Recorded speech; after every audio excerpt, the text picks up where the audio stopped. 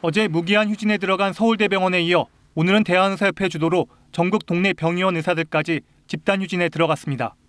사전 휴진 신고율은 전국 3만 5천여 의료기관 가운데 4% 수준입니다. 하지만 일부에선 오전 진료를 마친 뒤 오후에 의협이 개최하는 대규모 집회에 참여할 가능성도 높아 실제 휴진 규모는 신고율보다 높을 수 있습니다. 정부는 이번 집단 휴진을 불법 진료 거부로 보고 엄정하게 대처할 방침입니다. 의사협회는 국민 건강 증진과 보건 향상이라는 사회적 책무를 부여받은 법정 단체임에도 불법 집단 행동을 기획하고 의사들의 참여를 독려하고 있습니다. 정부는 만일의 상황을 대비해 오늘 오전 9시를 기해 전국 개원의사들에게 업무 개시 명령을 발령했습니다. 또 병의원에서 환자에게 사전 안내 없이 일방적으로 진료를 취소하는 경우 진료 거부로 전원 고발할 계획입니다. 앞으로 일부 교수들의 집단 진료 거부가 장기화돼 병원에 손실이 발생할 경우에는 손해배상 청구 검토까지 요청할 방침입니다. 정부는 이미 의협 집행부를 상대로 집단행동 금지 명령을 내렸으며 불법 진료 거부를 독려하는 의협을 공정거래법 위반으로 공정위에 신고한 상태입니다. 정부는 집단 휴진에 대비해 공공의료기관의 병상을 최대한 가동하고 지방의료원, 보건소 등에서 비대면 진료를 받을 수 있도록 적극 지원할 방침입니다. KBS 뉴스 박광식입니다. 경기도 성남시의 한 의원입니다.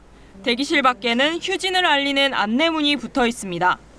대한의사협회 주도의 집단 휴진에 대형병원 소속 교수와 봉지기를 비롯해 동네 병의원을 운영하는 개원이까지 참여하는 겁니다. 아기가 폐렴에 걸려서 치료를 보러 왔고요. 내일 휴진이라고 해서 약을 더 받아놔야 되겠다 싶어서 오기도 했고, 내일만 휴진이라고 하는데 또 갑자기 휴진할까 봐 좀 마음이 불안하기도 하고. 전국 3만 5천여 의료기관 중 사전 휴진 신고율은 4% 수준. 하지만 일부에선 오전 진료 뒤 의협 집회에 참여하는 식의 반차 휴진도 예상됩니다. 의협은 휴진을 하루 앞두고 대국민 호소문을 통해 이번 휴진이 밥그릇 지키기가 아니라 의료 붕괴를 막으려는 몸부림이라고 강조하기도 했습니다. 윤석열 대통령은 집단 휴진을 불법 진료 거부로 보고 비상대책을 주문했습니다. 정부는 이면택 회장 등 의협 집행부 17명을 상대로 집단행동 및 집단행동 교사 금지 명령을 내리며 강경 대응에 나섰습니다. 의협이 휴진을 강요해 담합에 동원했다며 공정거래위원회에 신고서도 제출했습니다. 휴진 기간 응급 상황 대비를 위해선 광역별 순환 당직제를 시행하고 정상 운영하거나 비대면 진료 가능한 의료기관을 안내하고 있습니다. KBS 뉴스 주연지입니다. 서울대병원을 찾은 환자들. 진료는 받았지만 무기한 휴진 소식에 가슴을 졸일 수밖에 없습니다. 다음 주에 치료를 할지를 결정해야 되는데 지금 그게 할지 있을지 없을지 모르는 상태니까 많이 불안하죠. 심리적으로 더 불안하고 의사 선생님들 좀 다시 돌아오셔서 환자들 곁에서 좀 희망을 주었으면 좋겠습니다.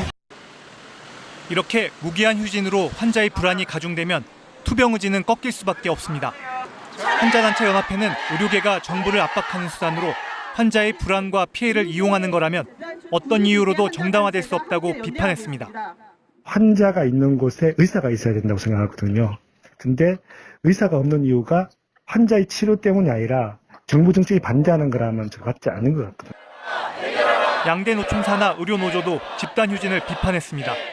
의사들은 명분 없는 집단 휴진을 즉각 중단하고 올바른 의료 개혁에 나설 수 있도록 집단 휴진으로 환자 피해 발생 시 손해배상도 언급했습니다. 진료 거부, 집단 휴진이라는 불법적 행위로 환자와 일반직 의료 노동자들에게 손해가 발생된다면 불법 행위에 대한 손해배상을 청구할 것입니다. 천주교, 기독교 등 종교계도 한 목소리로 의료계의 집단 휴진을 철회해달라고 촉구했습니다. KBS 뉴스 박광식입니다.